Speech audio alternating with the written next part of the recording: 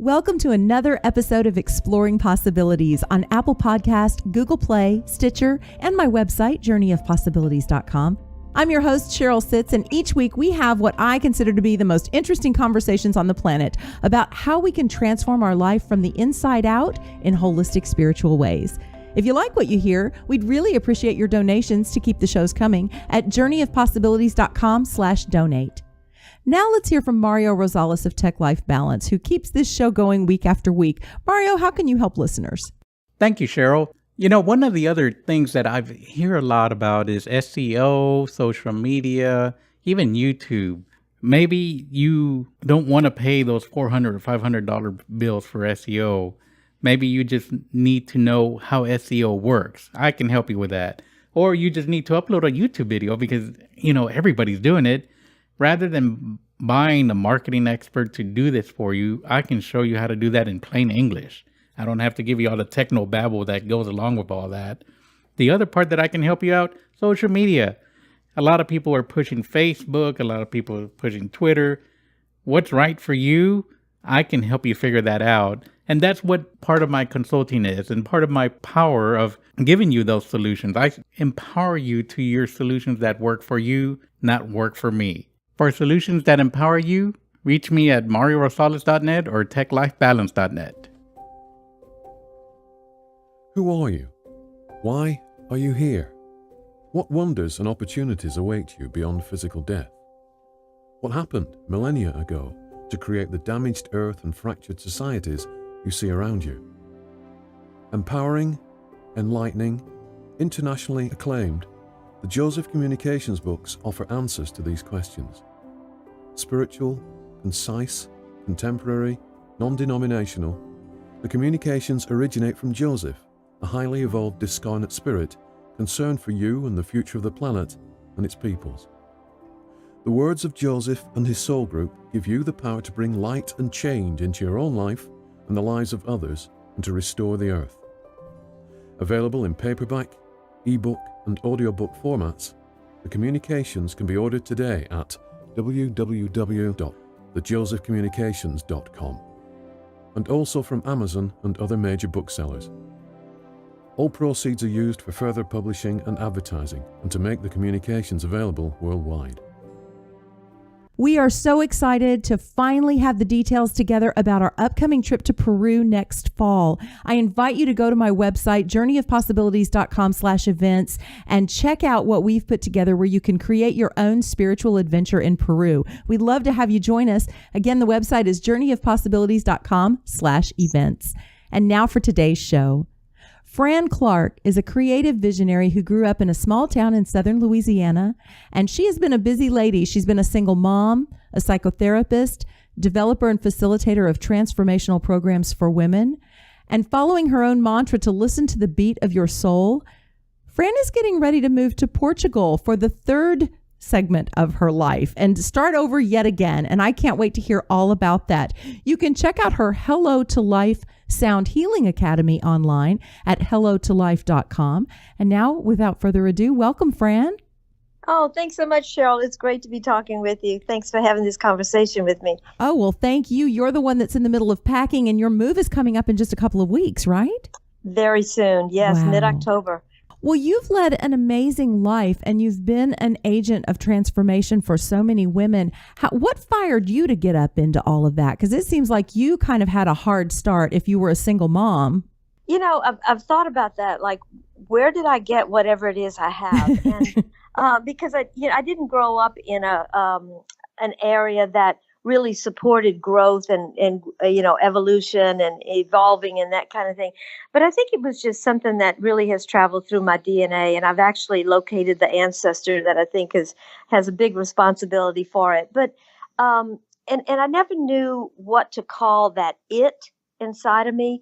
And I would say it's just that thing inside of me that just pulls me forward. It just pulls me.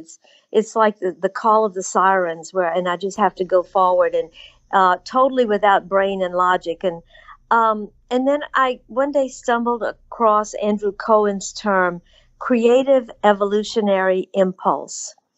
And I said, that's it. That's what I feel inside of myself. that says I just have to keep opening to more and more possibilities. And I think I was just born with a very strong spirit. And for most of the beginning of my life, that spirit was very, very contained. And I remember decades ago standing in my bedroom, and I was reading a magazine. I think it was Transformational something or other magazine. Love the thing. It's not in print anymore.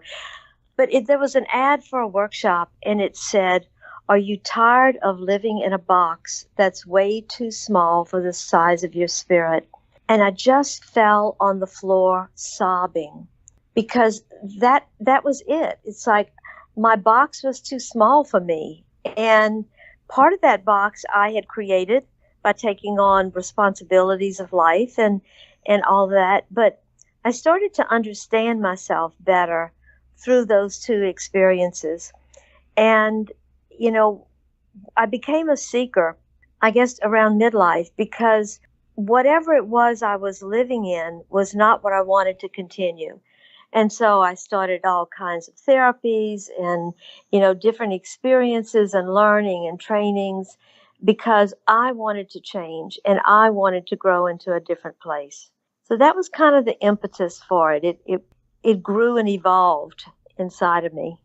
Tell me about the role of your conscious spirituality in that journey. Did you come from a Christian type background? Did you come from a more expansive spiritual understanding as a child? How did that part of it evolve with this? Not at all. I came from a very strict Catholic household in a very predominantly strict Catholic community. And I did that very well. And when I was younger, I played the organ for the church for about 20 years. And I think the music was really, really important for me during all of those times. But, once I moved away from home, I started to explore something larger, something bigger. And it felt for me like I had to make this my own. And I had to find a spirituality that was much bigger than the religion.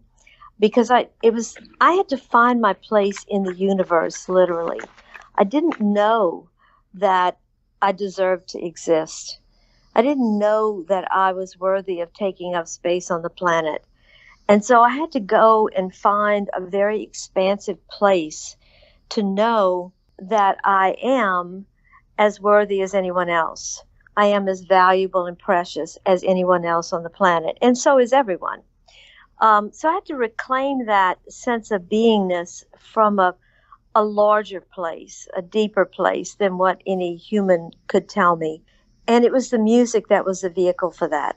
That's beautiful. You answered my question. I was like, okay, we've got a listener or two that are feeling like I haven't yet found that for myself. Where do I look? You found it in music.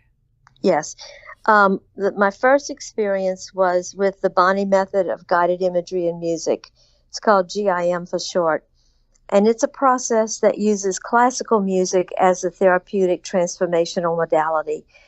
And so I picked up, a book fell on my foot one day. I picked it up, read about a third of it, and found out it was the same process as a flyer that I had been keeping for 7 years.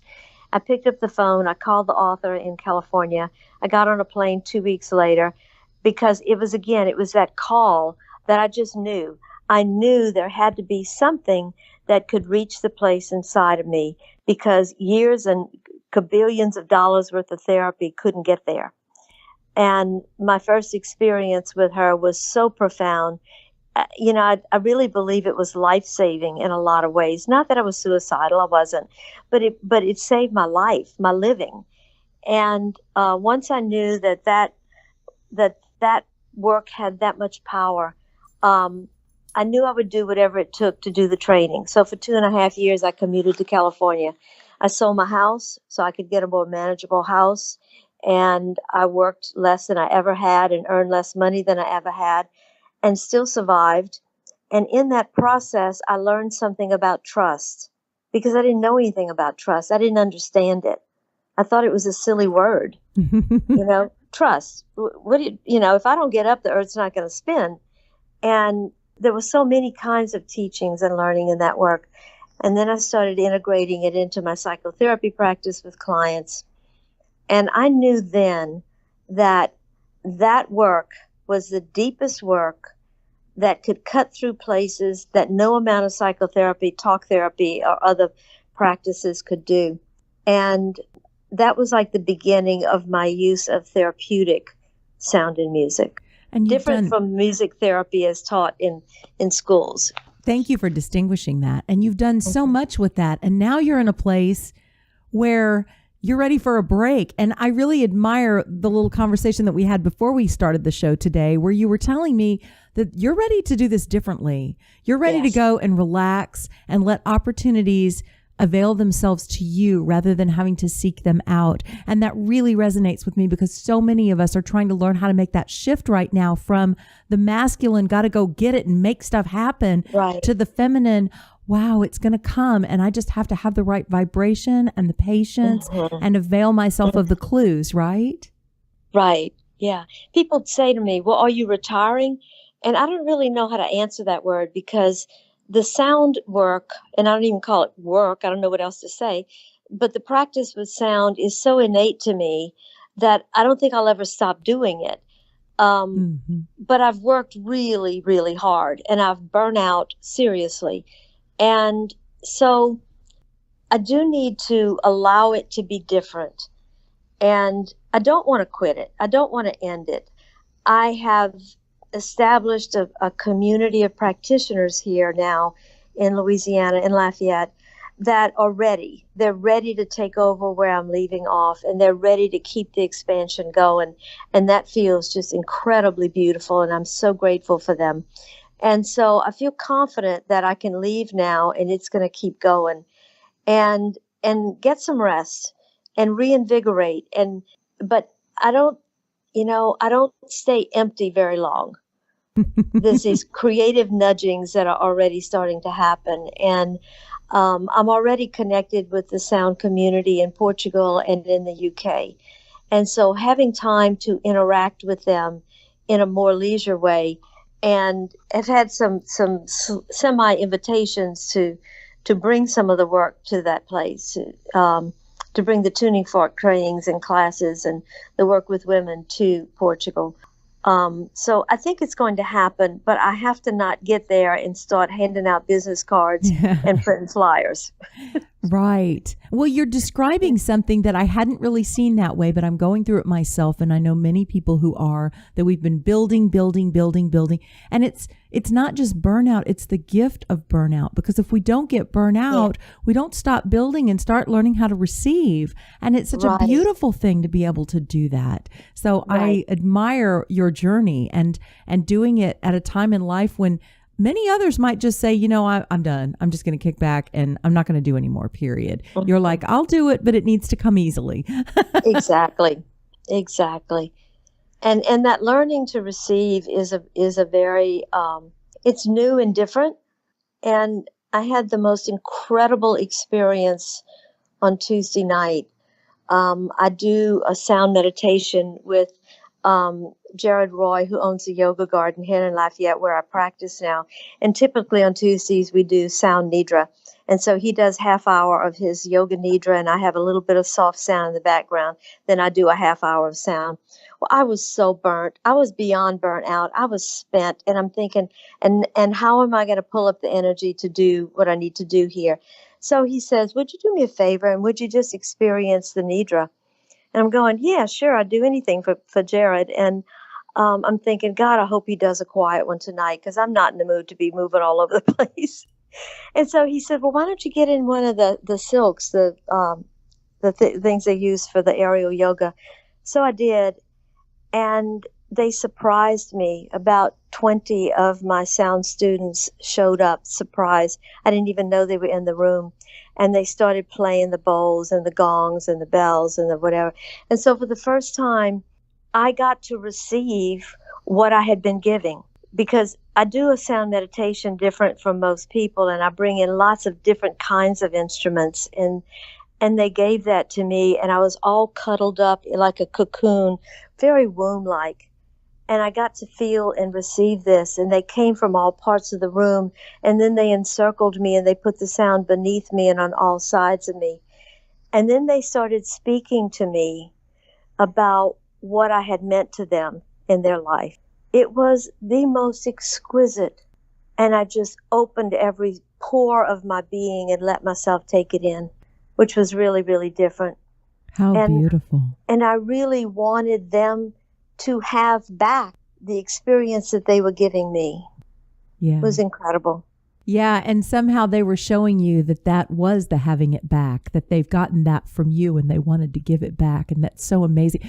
And you're the second person I've talked to today who's shared a story. I talked with another woman who is now going through cancer. She's very conscious, and so she's going through it at every level there is to go through it. But her big takeaway from this is that all of a sudden she's being taken care of by all the people she's always taken care of. Right. And it's the same thing. It's interesting how life creates experiences for us to be the recipient of what we give. And that was the most moving part of our conversation, was when she described what it was like to have the children that she'd raised as a single mom, and her spouse now, and her parents, and everyone rallying around her, taking care of her when she's the one that always takes care of everyone else. And oh, that's beautiful. It is beautiful. It's like, even in the most horrific of circumstances, to be able to see the gifts that do show up. And like for you, you're going to a beautiful place and to a restful place, and you're also being sent away with messages of how much you've meant to people. And what I also realized in the room was that the beauty and the opportunity of having a place to come to where people can be so utterly real and vulnerable in that experience is very unique for a lot of people, and that they can let themselves be that raw and let themselves really speak from their heart. And that's the community that we've been building here. And now it's established. That's beautiful. Yeah. That is really beautiful. And I would be surprised if I don't hear in another 5 years that you've started something similar in Portugal, even if it's in a more hands-off way in some sense. I still see you carrying that energy forward, because that seems to be representative of who you are. Yeah.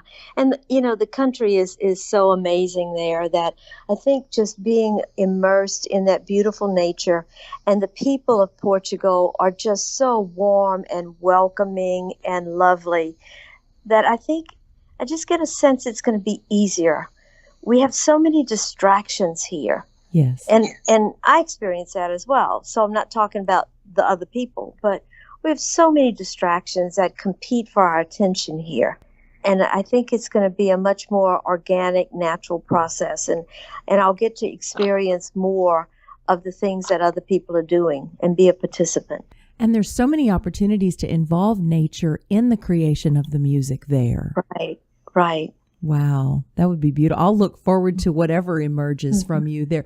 Do you have any plans at all, or are you specializing in having no plans?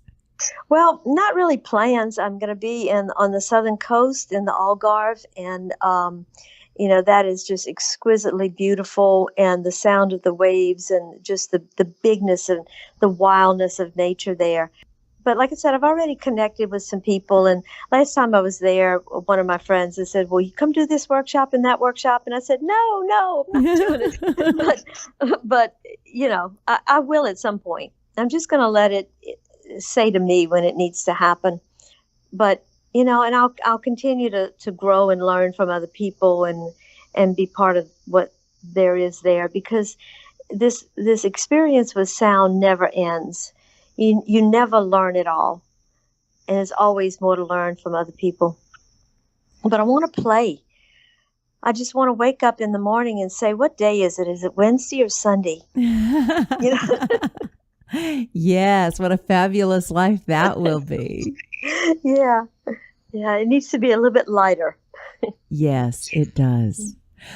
So what are you finding easiest and then most challenging about this shift in being, from having to do and go and pushed into the different type of energy that you want to embrace moving forward? Yeah, well, on this end, it's been the disposing of my possessions. I am leasing my house, and I'm keeping about a quarter of my possessions. But just the task of getting rid of the other things is just bigger than I ever imagined it would be. And for about the first 2 weeks, I walked around crying because I have an attachment to every rock that's in my house, and everything's got a story, you know. And then after I got past that, and now it's just like, whatever, get rid of it, give it away, you know, let it go, let somebody else enjoy it. And so I'm beyond that, and I'm at the point where by unburdening, I get to open up space for whatever next is to come. So that feels really good. I just got the visa approved day before yesterday. So there are things that couldn't be done until that happened. And now I'm on fast pace. So I can't wait to get on the airplane. I don't typically drink on the airplane, but I am going to have a glass of wine and just kick back and relax. But I think once I get there, you know, it's a steep learning curve there, but I've just been able to flow real easily with that. I have guests coming 3 days after I arrive, and I have a steady stream until mid-December with a 1-day turnaround with each group that's coming. So it's going to be a pretty, I'm going to say busy, but I'm not working hard for it. You know, the Southern hospitality is done. And people will be very welcome in my house, but I won't be the hostess, you know. So I plan to just relax and enjoy it. I want to get empty enough that I see what else is inside of me. Ooh, I you know, like what that. else wants to come forth?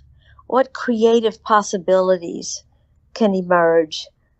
And if I stay so busy that I don't have time to see that, then I'm defeating the purpose for going there. I think that what you just said is something that we all can find a place to create in our lives, regardless of where we are. It's not the place that holds us back, although the culture certainly feeds that. Yeah. But, you know, I was just thinking the same thing before we did today's show, that I was just so busy for so long chasing down the next thing because our culture teaches us to go for that next big whatever. And I spent my whole life chasing the next big whatever. And as soon as I got it, there was that temporary thrill of having done it. And then I was right back to where I was before going, okay, what's next? Exactly. And you're absolutely right. It's something we allow to come forward by the stillness. And we are just not taught that. I know. And I think it's harder to do it in this country. Yes. I'm not saying it's impossible. It's just harder. Yes. Because there's just such a fast pace here. Yes. And I want to slow it down. But, you know, you have traveled enough and you have had such amazing experiences that once that kind of thing takes root in you, both that desire for that space and that drive, that I don't want to call it that calling, more of a drive than a drive, that calling that just wants to keep experiencing life and cultures and little beautiful moments and, you know, real relationships with people and not just live on the surface of life. Yes. And that is what we do when we get this busy. It seems like, and I notice when I connect with people and I am the me that I am now, they just start telling me things and it pours out for sometimes an hour or two, just nonstop. They're just pouring out. And I finally recognized it's that I actually sit and really listen. And I don't think we encounter people that slow down that much in our culture. Right. That's beautiful. That's beautiful. But it's also sad, isn't it? I'm like, wow, am I really the first person that's listened to them in a day or a week or a month or whatever? It might be. It just might be. And their willingness to be vulnerable and open with you says so much for who you are and your ability to hold that space for them and your willingness to do that too. Well, I appreciate it. I think people are the spice of life, and I just love getting to know them. And you are just so impressive for anyone that thinks that, you know, and let's face it, once we hit menopause and on, things start to ache that maybe didn't ache before. The body starts to not be the way it used to be. And for you to say, okay, I'm all fired up and I'm going to Portugal to get a rest, that's a big move. I'm just in awe. I can ache here or I can ache there. I mean, why not do it on the beach there, right? Yeah, and maybe I won't ache as much over there, you know, with being still. And you know, people say, oh, it takes so much courage. I've never thought of it that way. It doesn't take any courage at all. it feels like a very natural thing. I haven't had one moment anxiety about it. And my biggest anxiety is how to handle my luggage in the airport, because I'm not shipping anything. I'm just carrying, Oh, I'm taking whatever I carry, So that's my biggest anxiety, and that'll be a short-term one, But wow. it just feels natural. This is the first time in my life that I'm free from responsibilities, and I can make this choice to do this. And I can make it on a very small budget, and just enjoy just being there. Wow. I was thinking that I was going to finally get to meet you in person when you come back here, but we're flipping that around. I'm going to come to You're you. you're coming to Portugal. How lovely I is love that? having guests. I will very much welcome that. Yes. Fabulous. Tell me a little about the workshops. You mentioned the workshops that you've done for women and how they transform their lives. What kinds of things do you find really change a woman's life radically? Well, short version is that when I was doing that training in California, we needed to do a project for completion of certification. And most people wrote a 3-page paper and handed it in, but not me. I had to do a 2.5-year project that I put together called The Heroine's Journey, A Woman's Search for Truth. And it uses that process of the classical music, and it also uses mandala drawing. And the template is the Circles of the Self, which was created by Joan Kellogg 25, 30 years ago. And it's about the cycle of life. And so I put that all together and created this program. And every woman comes into it at her own place, and every woman hears whatever they hear from it. But when they really work it, it just radically transforms whatever it is they need to transform. Most of all, it's about the ability to have choices, the ability to have boundaries, the ability to speak up for themselves, to have confidence, to have respect for themselves and compassion for themselves. And when those things happen, then other things transform off of that too. And they create a bonding in this group. I was holding it once a year. I did 48 of those groups. And once a month for a year. And then right before I was leaving, I decided to do it again. And I call it the boot camp version because it's once a week for 14 weeks. And, some of these women have never had a friend. Yes. Like they were so traumatized, they never had a friend. And they've been able to come into this place and little by little just unstrip themselves and allow themselves to open to friendships. And something like that just radically changes. Is this work going on now still somewhere where if a woman feels called into experiencing that, or is that the work that has stopped now unless you started again? Kind of. For a long time, I really believed that I needed to teach somebody else, other people, how to do this program. And I just didn't have the energy or time to do it. And it would have involved trying to teach or convince other people who are licensed in some type of therapy why they should even want to do it. Because the people in the therapy community have not embraced the work of sound and music and vibration. Mm. And so I had to grieve that when I ended it, it was ending. And now, there's some possibility that if I can work out some of the kinks, I'll even do it online. And I'm still open to training people. It wouldn't be easy, it wouldn't be quick, and it wouldn't be cheap. But I think it would be important and valuable. So, in fact, I put out a book after group number 25. That was the writings from the women. I'd love to send one of those to you. Oh, that sounds lovely. So to get your mailing address there. And I think it's profound work. And I think that because I've seen several hundred women change their lives dramatically because of it. So I would still be open to doing it. But again, that's got to come to me in a different way other than me trying to promote it. Right. And would it need to be a therapist? Well, it would need to be somebody that probably has some kind of licensing, I think. Maybe not, and those are some of the kinds of kinks that I need to work out with it. Yeah, when you're sitting on the beach, with nothing Yeah. to do but think about, gee, I wonder if, because I'm feeling really like that would be a beautiful thing to facilitate. I work with a lot of low income single moms trying to, and at that point in their life, those are exactly the skills that would be so beneficial to turning their life around, where I help them go back to school and do all the tangibles to move from a need for welfare. But beyond that, we know that we need a vibrant spirit. We need to have a voice that can express itself. We need to have healthy self-esteem.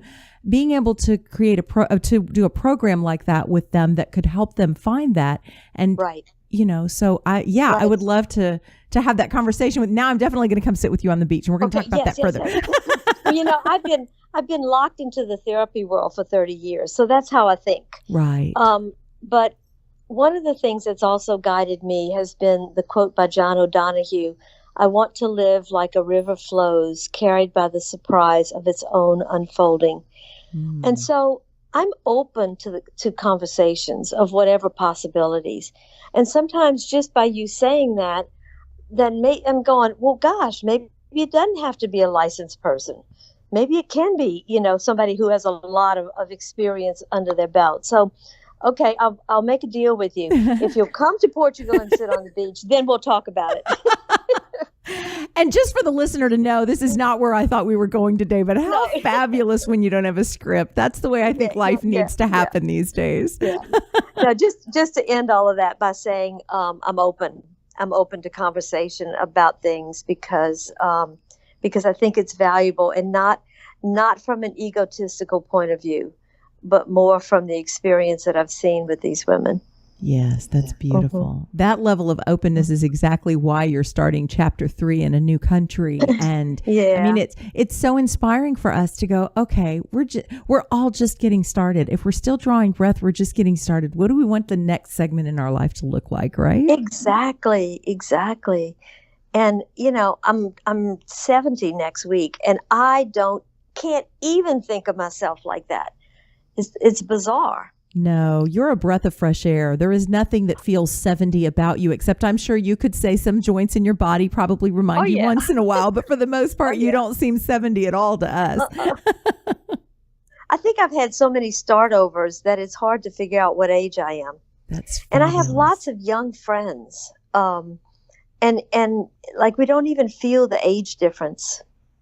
Yeah, exactly. I think we are, as the vibration shifts on the planet and as more and more awaken, I think we're moving into a place where it's less about the numbers on the scale, the numbers on the calendar. It's really about soul to soul conversations and possibilities and living. And it's such an exciting place to live in. Yes. I mean, I have an incredible life here. I have the most amazing friends, and yet there is that thing that calls me onto this new experience. Yeah. And somebody said, something about courage, and I said, the only courage it's taking is to leave you all. It doesn't take courage to go.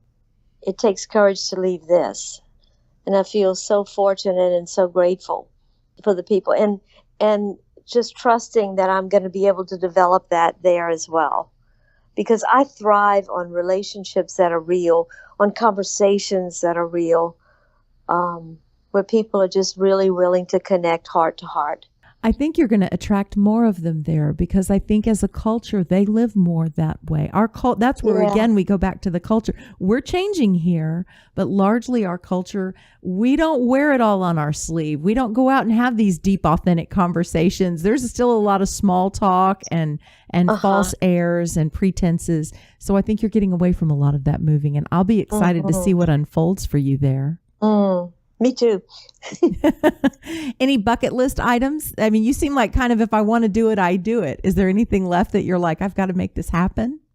I haven't really thought of it as a bucket list, but I just want to keep opening to travel and experiences and meeting people and being willing to really engage their culture. So wherever that is, I do want to go to Bali and some of those places, and but other than that, it's not real specific. It's just open to whatever presents itself or whatever shows up.